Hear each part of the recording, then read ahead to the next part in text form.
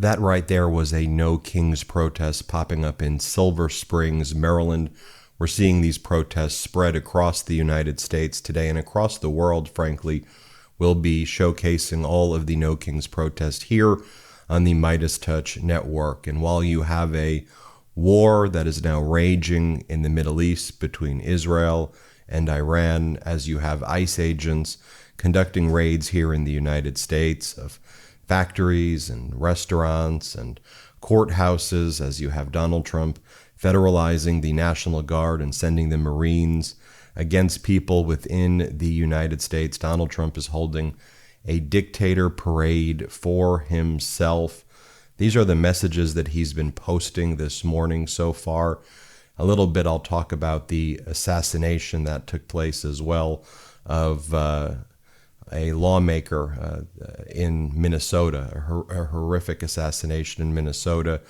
I'll talk about that in a moment, but here's what Donald Trump's been posting. Happy Flag Day, exclamation point. This is a big day for America, DJT. Then he puts in all caps, our military parade is on, rain or shine.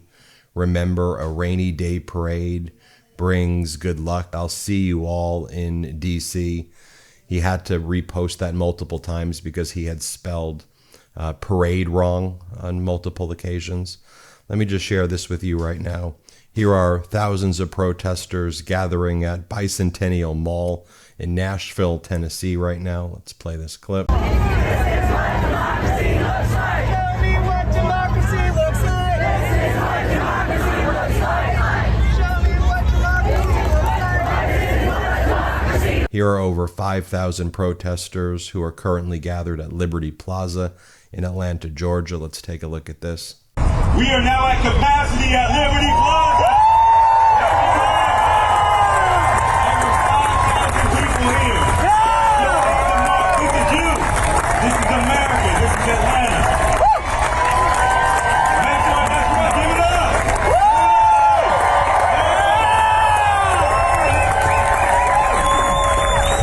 Here's a long line of protesters marching in Brighton, New York. Let me show you this clip.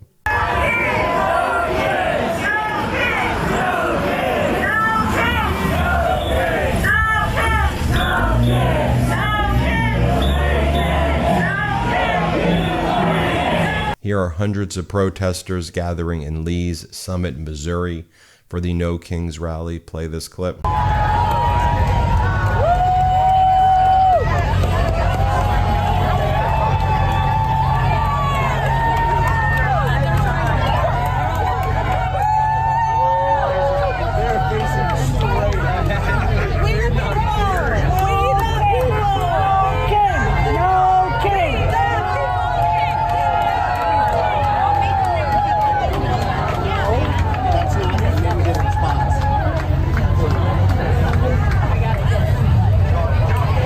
So while all of this was going on this morning, we learned about the assassination of Minnesota State Representative Melissa Hortman and her husband. We also learned that there was an attempted murder of the state senator John Hoffman and his wife. Fortunately, John Hoffman and his wife, while they were shot, are recovering. But State Representative Melissa Hortman, who is Speaker Hortman, and her husband were shot and killed by this assassin. It's the statement from Hakeem Jeffries: violence is never acceptable. Praying hard for the victims and all who have been affected. Just reflecting on what's gone down in the past week. Marines were deployed in an American city. The president called for a governor, Governor Newsom, to be arrested. The Speaker of the House called for that governor to be tarred and feathered. A senator from California was pinned and handcuffed, and 2 state legislators have been shot in their homes. And the details that are still emerging are quite horrific about what happened in Minnesota. It was an individual who was impersonating a police officer in a vehicle, SUV, believed, that looks like a police officer's vehicle, with the police lights even. Showed up dressed as a police officer and engaged in this assassination. Here's Minnesota Governor Walz talking about what went down. Here, play this clip. We're here today because an unspeakable tragedy has unfolded in Minnesota. My good friend and colleague, Speaker Melissa and her husband Mark, were shot and killed early this morning in what appears to be a politically motivated assassination. Our state lost a great leader, and I lost the dearest of friends. Speaker Hortman was someone who served the people of Minnesota with grace, compassion, humor, and a sense of service. She was a formidable public servant, a fixture and a giant in Minnesota. She woke up every day determined to make this state a better place. She is irreplaceable, and we've been missed by so many.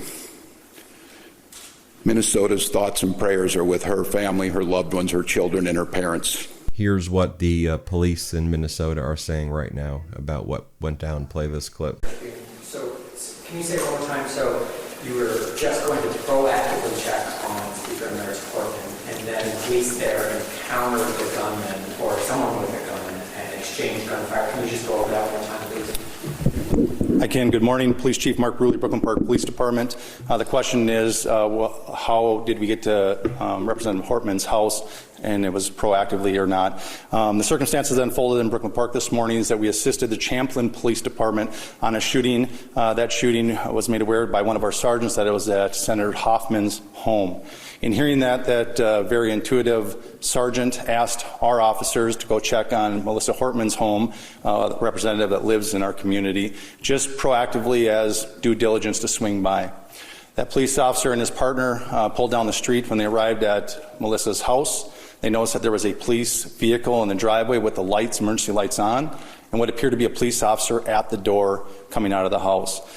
When our officers confronted him, the individual immediately fired upon the officers, who exchanged gunfire, and the suspect retreated back into the home. Was this an actual police officer or an impersonating police officer?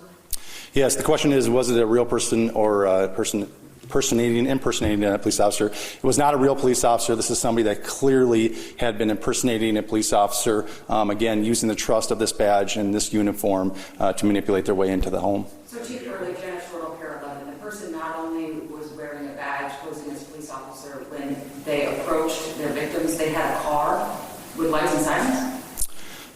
Yes, the question is what kind of vehicle and how were they dressed? They did drive a vehicle that looked exactly like an SUV squad car.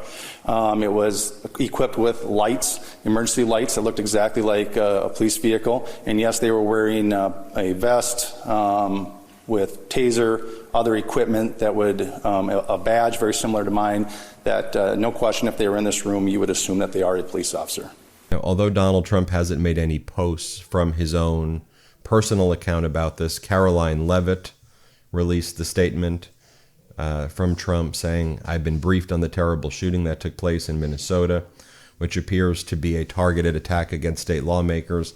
Our Attorney General Pam Bondi and the FBI are investigating the situation, and they will be prosecuting anyone involved to the fullest extent of the law.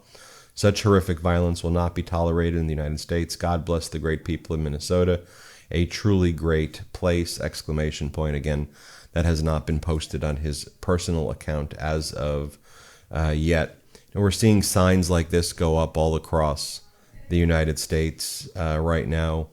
People who are being abducted by ICE here in the United States, missing grandmother, missing sons, induced community extinction, more missing mothers, different people going missing as a result of the ICE raids, and people can't find family members here in the United States right now.